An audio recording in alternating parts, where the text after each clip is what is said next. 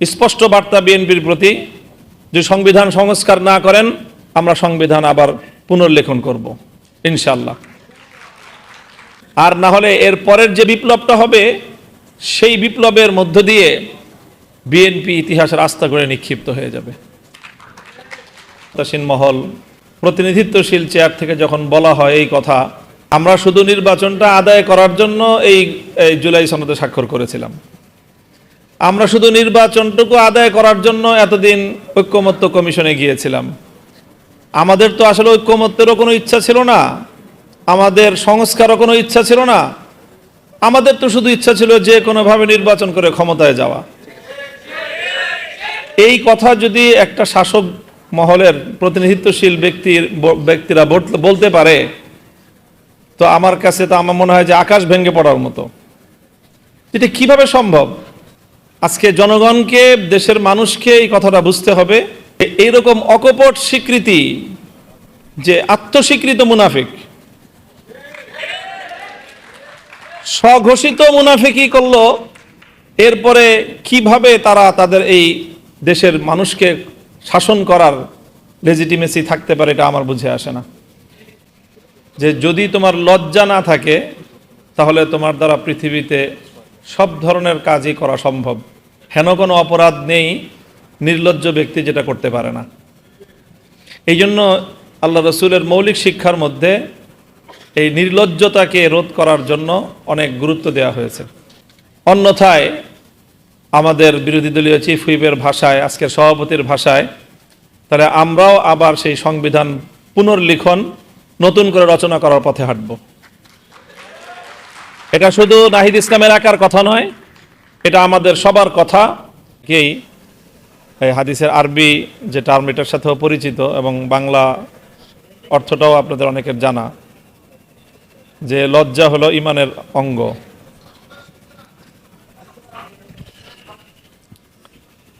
তো লজ্জা বা হায়া এটা ঈমানের অঙ্গ। আলোচনা হলো গণভোট, রাজনীতি। আমি এই ঈমানের অঙ্গ লজ্জা, এটার এই হাদিস আমি কেন এখানে অবতারণা করছি, এর কারণ হলো যে হাদিসের ব্যাখ্যায়, এই হাদিসটার ব্যাখ্যায় একেবারে প্রাচীনকালীয় যারা ব্যাখ্যাকার, তাবেঈদের যুগে, অর্থাৎ দ্বিতীয় শতাব্দীর, সেখানে খুব জনপ্রিয় একটা কথা হাদিসের ব্যাখ্যা গ্রন্থগুলোর মধ্যে বর্ণিত হয়। সেটা হলো ইজা লাম তাস্তাহি ফাসনা মা শিতা, যে যদি তোমার লজ্জা না থাকে তাহলে তোমার দ্বারা পৃথিবীতে সব ধরনের কাজই করা সম্ভব। হেন কোনো অপরাধ নেই নির্লজ্জ ব্যক্তি যেটা করতে পারে না। এই জন্য আল্লাহ রসুলের মৌলিক শিক্ষার মধ্যে এই নির্লজ্জতাকে রোধ করার জন্য অনেক গুরুত্ব দেওয়া হয়েছে। এই কথাটা এই জন্য বলছি, আমি জানি না যে একটা রাষ্ট্রীয় দায়িত্বশীল বা যারা নির্বাচিত ব্যক্তিবর্গ, ক্ষমতাসীন মহল, তাদের মূল বা একেবারেই প্রতিনিধিত্বশীল চেয়ার থেকে যখন বলা হয় এই কথা, যে আমরা তো শুধু নির্বাচনটা আদায়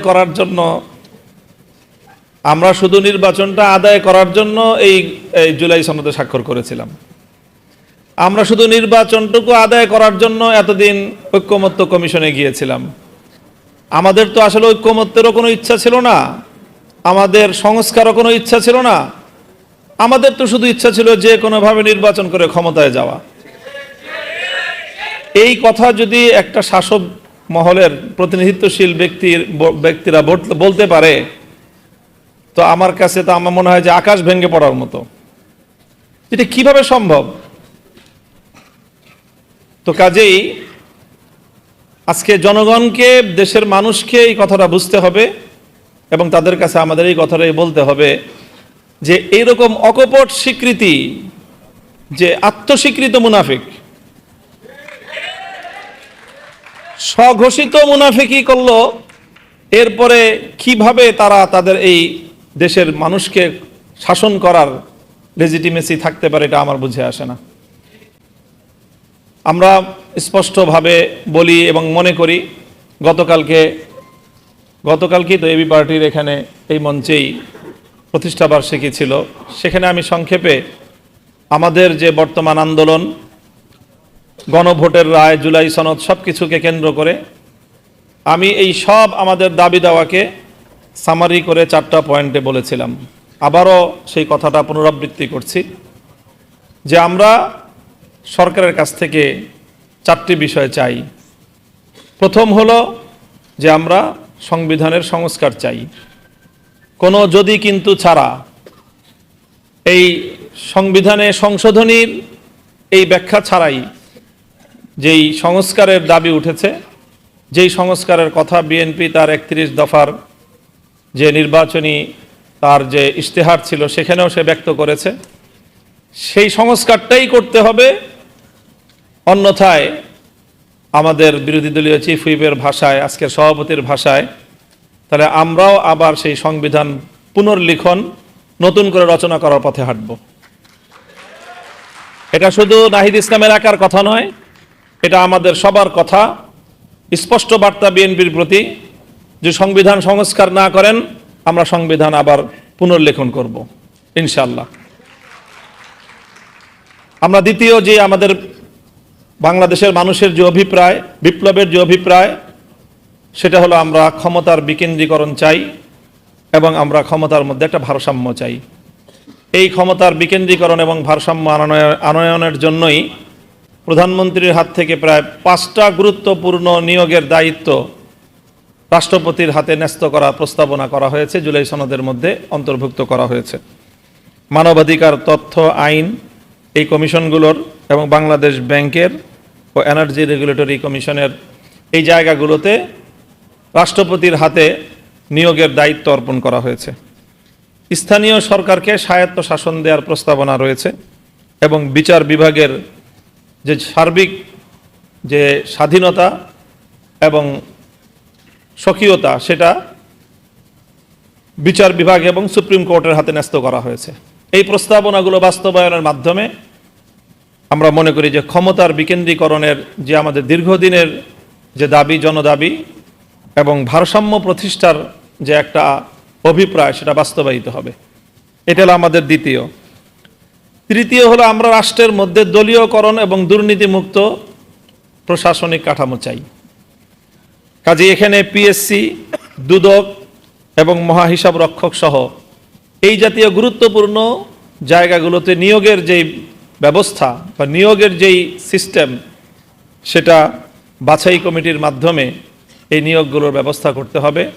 দলীয়করণ এবং দুর্নীতিমুক্ত একটা সমাজ এবং একটা রাষ্ট্র আমরা গড়তে চাই।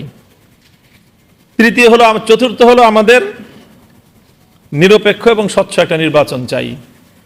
সেই 90-এর দশক থেকে বাংলাদেশের মানুষ নিরপেক্ষ নির্বাচনের জন্য যেই পরিমাণ আন্দোলন বাংলাদেশে হয়েছে, একটা নিরপেক্ষ নির্বাচন ব্যবস্থা প্রতিষ্ঠার জন্য, আমি জানি না সমকালীন পৃথিবীর অন্য কোনো দেশে এত বেশি আন্দোলন সংগ্রাম, এত বেশি জীবন দান, এত বেশি সম্পদের ক্ষয়ক্ষতি, এত আন্দোলন সংগ্রাম আর কোনো দেশে হয়েছে আমার জানা নেই। এরপরেও যদি বাংলাদেশের মানুষ একটা নিরপেক্ষ স্বচ্ছ নির্বাচনের নিশ্চয়তা না পায়, তাহলে এটা হবে আমাদের জন্য খুবই দুর্ভাগ্য এবং হতাশার কারণ।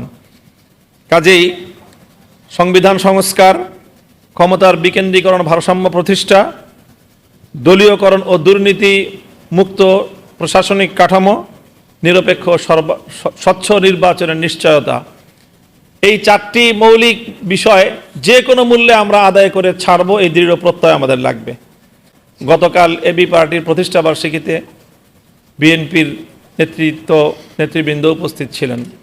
তারা কেউ কেউ বলেছেন এমন যে আমরা এবার সংস্কার শুরু করি, 25% করি, 30% করি, তারপরে আবার আরেক সরকার এসে আরও 30% করবে, এভাবেই পূর্ণ হবে।